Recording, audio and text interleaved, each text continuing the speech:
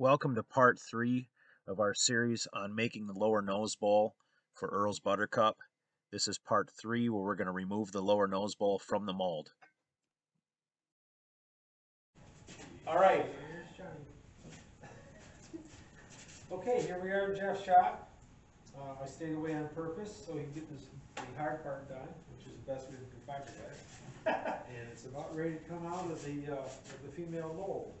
So what you saw in the previous videos was the process of getting the mold ready and then laying up the part, which we did yesterday. I'm going to fix the camera here, it's a little crooked. Okay, so what I've done is, as you saw in the video of the top mold, or of the mold coming off the plug, got rid of the stabbers, all the really hard, sharp, small projectiles of fiberglass around the edges. And what we're ready to do now is we're just going to put a couple of wedges in the edges. I'll hold this up so you can see the inside of this. And see where it says 6 ounce, 4 ounce, and yeah, so you can see where it's dried and the resin is soaked through, and we just labeled what layer of fabric we had, so we remembered what it was when we were putting it in. Sometimes it's hard to tell by looking at the difference between 4 and 6. But this has 2 coats PVA, or 2 coats of gel coat, a veil fabric, a light fabric, a 4 ounce, 2 layers of 6 ounce, no, 3 layers of 6 ounce, with some 10 ounce reinforcement along the edges. This should pieces in between there. Yep, it should be nice, and it shouldn't take long to get out. I think it's kind of loose already. I pulled on it a little bit this morning, and the edges seem to be broken free, so should be able to put these wedges in by hand, at least get them started by hand. This is my first experience with fiberglass doing this, and I can see where it's really not that hard. It's just time consuming and it smells, and I don't like the smell. Nobody likes the smell. Jeff did a good job, a lot of time, a lot of hours. You figured out how many hours you got for this? Between the plug and the mold, maybe for the 3 parts, maybe 40 hours, maybe 35 hours, I don't know. So right now we're just going to push by hand. As you've seen in the past, I get the big hammer out and I kind of do a little bit of beating and banging, which I'm going to do here in a second.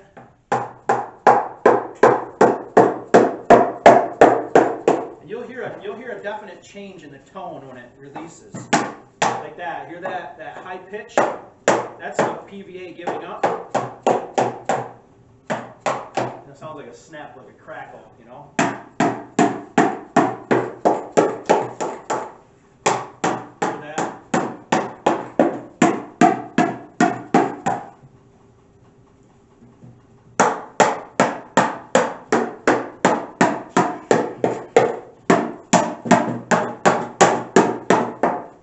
Not hitting it very hard, not even as hard as you would hit, you know, maybe to put a tent stake in the ground or anything like that. And right now, as you can see, I'm going to hold this up to the camera. I've already got release here on the front corner. So right here, there's already a gap created in this corner. It's already broke free in places. I think it's going to come out fairly easy. I'm going to hit it with some air and see if I can break some more of this bond out.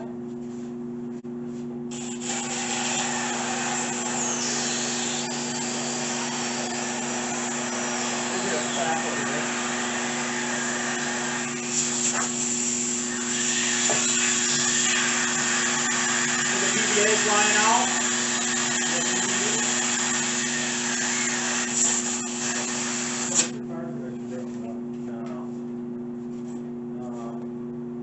Somewhere I had some wooden sticks out there on the floor. Some small. As we've shown before in removing the plug from the mold in other videos, sometimes a little beating with the hammer, some wedges, things like that.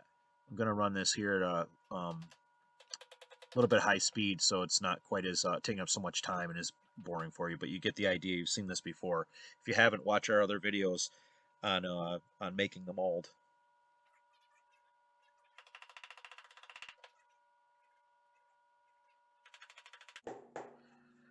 Okay, so this beating and banging, the wedges, all of this goes on for maybe another 10 or 15 minutes. Actually, the part's pretty close to coming out, and I'm not going to bore you with the slow motion of that. Just going to break in here with a series of short clips just so you can see what's going on, different stages. We're going to shorten this 10-15 minutes up to maybe 30-40 seconds here for you, and then you can see the part come out.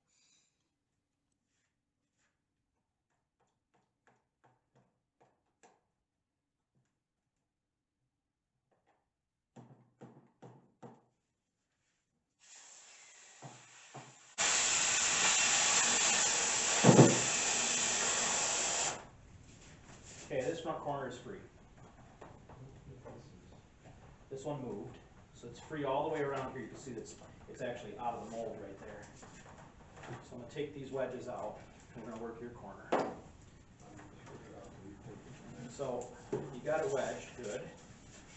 Actually, you got it wedged very good. So it's got about a ½ inch that's still attached in this corner.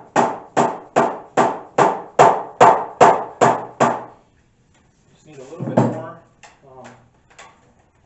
wedge on it here, and it'll be out of there.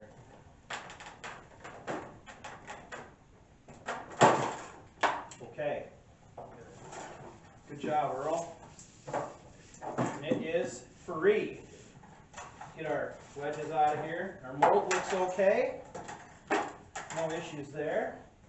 No damage to the mold surface. Get that out of here.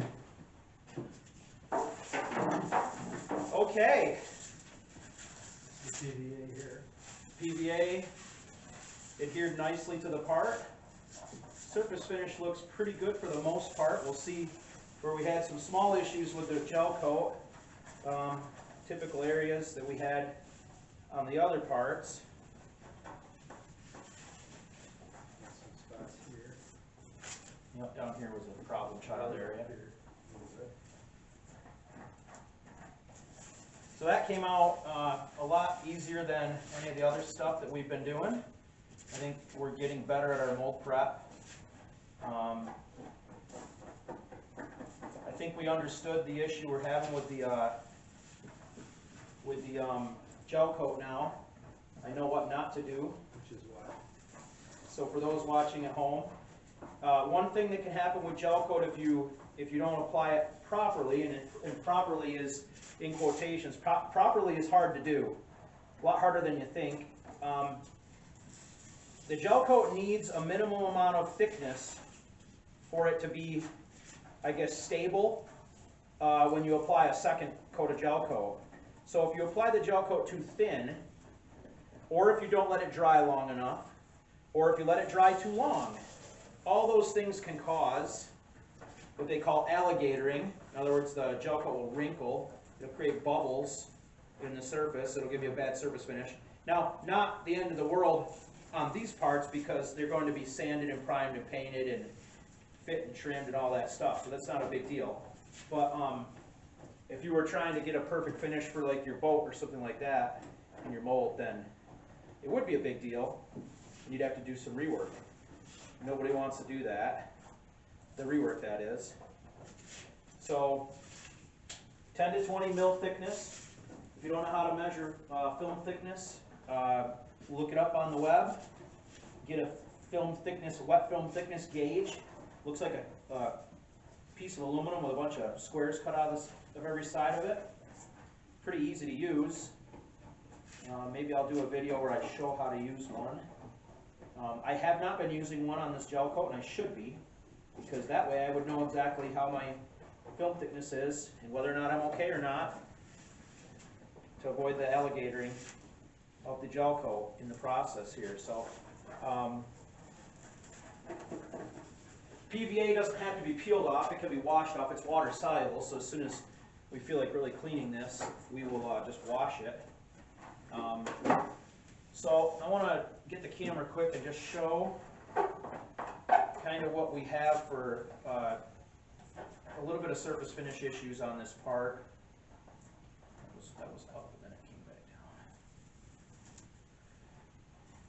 came back down. Again, it's generally pretty good. I've seen parts that have been purchased from your usual places. You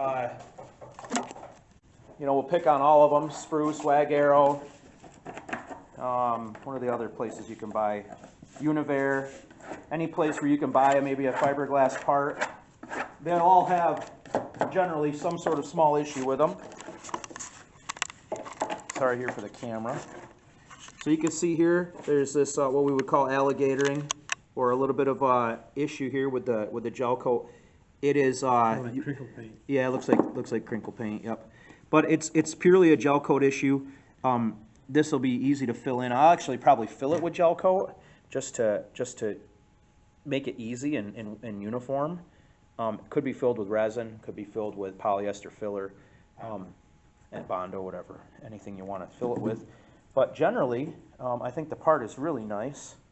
I don't know, Earl, what do you think? It's spectacular. So, Two pieces together, so what the finished product looks like. so I think, let me put the camera back up here.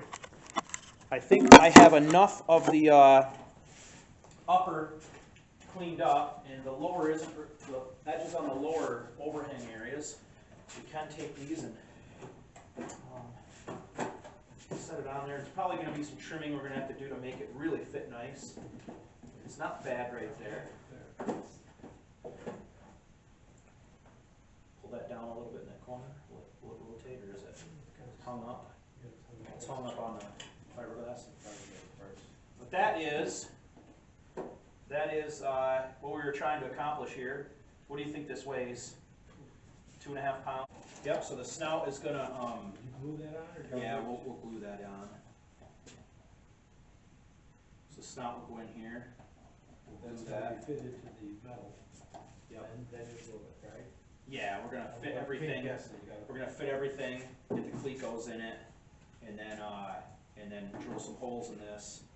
And then, once we got the clecos in, we'll glue that on with the clecos holding it. And then we'll, finish it back from the edges. All right, so that's pretty much it. That is, That wasn't, it looked quick in the video, but it's definitely not a quick process. yeah. But again, these are things that you can do at home. These are things that are not difficult to do. They take a little bit of practice, a little bit of planning, a little bit of money. Not a lot of money. Like I said, materials. You know, I think the total amount of materials we have in the fiberglass for the molds, the resin, the parts, everything is under $300. So what's a new nose bowl cost? I mean, The nose bowl that you can get from Aircraft Spruce is like 100 and a half, but it's so rough, there's an awful lot of work to finish it. yeah, so you spend 100 and a half to buy one that you have to do a lot of work to, and it might not fit, and you gotta hack on it and beat on it. This is a part that we know fits because we made this fit. And this are identical now. This originally came from an old nose bowl that was beat up pretty bad. And there's probably 3/4 of a gallon of Bondo on that to make it to that point. The edge here is this thick. And they were all broken and stuff, so it was a good place to start, right, for a male mold. Yep, good place to start. Got us the mold we needed. This was the male plug, which was the top of the mold. This is the female mold off of the male plug. The finished product we showed you is over there. So a little bit of fitting, trimming, and getting the edges where we want, getting the parts clecoed together. And we may video that. We may just get it done and show you the finished product, see what we can do. But got a little bit of work here to do on the finished parts. But again, not the end of the world. On some small issues with the gel coat, we know how to fix that for the next time we do this. But generally, beautiful part. Very excited. I'll be more excited when it's on the airplane and it's green. All right, so That's pretty much a wrap. And from Hilton, New York, maybe a video here coming up before we take the skis off. 656 Juliet Sierra, and we'll try and video any progress we make on this, and see what other content we can come up with. Might be a small delay in getting these videos up. So today's Monday the 28th, so we apologize if this doesn't see your screen for a few days, but we're quite busy right now at this point. So. All right, so we got a little bit of metal work to do to accept this, and then this is all going to get fitted. And then from that point, this gets painted, and I got to get working on the aluminum. So from Hilton, this is Earl. This is a wrap. I'm Jeff. I'm Earl. It's Earl. I got my undershirt on. The one your wife likes. The weight won't look this one, so. So thanks for watching.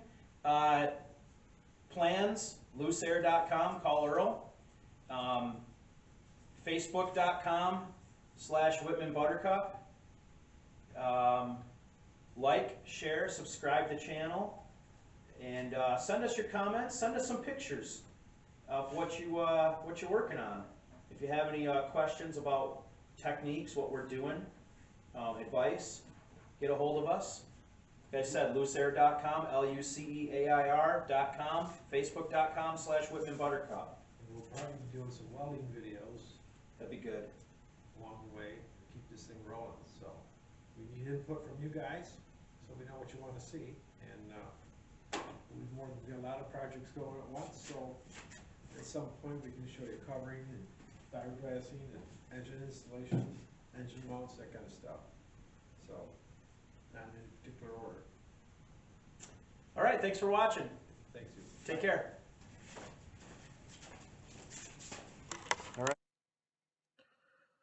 Well, again, thanks for watching. This concludes our video series on the layup portion of Earl's Buttercup Nose Bowl.